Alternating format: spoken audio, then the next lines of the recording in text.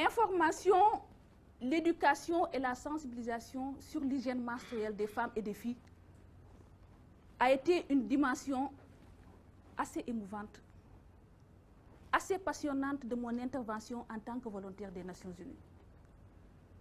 Car cela m'a permis de briser le silence autour d'une question longtemps considérée comme tabou.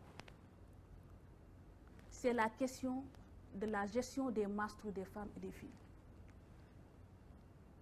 Qui dans cette salle a une fois assisté à une rencontre où on pose la problématique de l'hygiène menstruelle des femmes et des filles? Est-ce qu'il y en a? Une seule personne. Parmi les femmes et les filles dans cette salle, est-ce qu'il y en a une qui juge qu'elle a reçu assez d'informations sur la gestion des menstrues avant leur apparition? C'est le silence total qui règne autour de la gestion des menstrues. C'est la honte d'en parler publiquement. Alors que derrière ce silence, il y a tellement de répercussions sur l'éducation des filles, sur leur performance scolaire, sur leur santé, de même que sur la protection de l'environnement. Et aujourd'hui, devons-nous toujours continuer à garder le silence?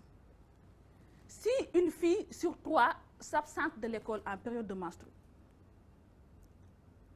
devons-nous continuer à garder le silence si la gestion des déchets menstruels cause problème? Il n'est pas rare de voir dans nos rues des serviettes hygiéniques utilisées jetées n'importe où dans la nature. Ou de voir ces serviettes hygiéniques obstruer nos toilettes publiques et systèmes d'évacuation sanitaire parce que tout simplement, il n'y a pas d'information là-dessus. Devons-nous continuer à garder le silence si certaines filles se sentent stigmatisées, exclues de certaines activités domestiques à cause d'un phénomène naturel, biologique? Être volontaire des Nations Unies m'a permis de connaître les autres et surtout de les comprendre.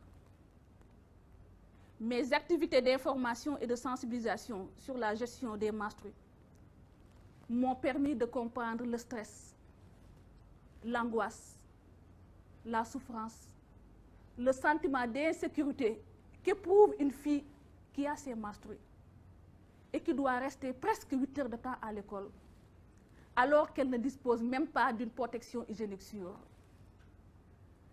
Elle n'a pas non plus d'un endroit pour se changer, ni de l'eau pour se nettoyer. Bref, j'ai formé, j'ai informé, j'ai sensibilisé, j'ai communiqué pour un changement de comportement, j'ai incité à l'action. Et toutes ces activités m'ont beaucoup enrichi. Ce fut des moments forts d'échange, d'apprentissage mutuel. J'ai beaucoup donné comme volontaire, mais également j'ai beaucoup appris des communautés. Et aujourd'hui, quand je me rends compte que de par mon intervention en tant que volontaire de l'ONU, des besoins spécifiques des femmes et des filles ont été pris en compte dans les politiques locales, quand je m'aperçois que ma contribution en tant que volontaire a permis de rehausser l'estime de soi de beaucoup de femmes et de filles, je suis encore plus motivée pour consentir des efforts supplémentaires en tant que volontaire. Et si aujourd'hui, j'avais un seul message à passer à l'endroit des jeunes de mon pays ou du monde entier, je leur dirais tout simplement: le meilleur service que vous pouvez rendre à votre nation ou à l'humanité toute entière, c'est de s'engager comme volontaire pour son développement. Soyons volontaires, changeons le monde, nous le pouvons. Merci de votre aimable attention.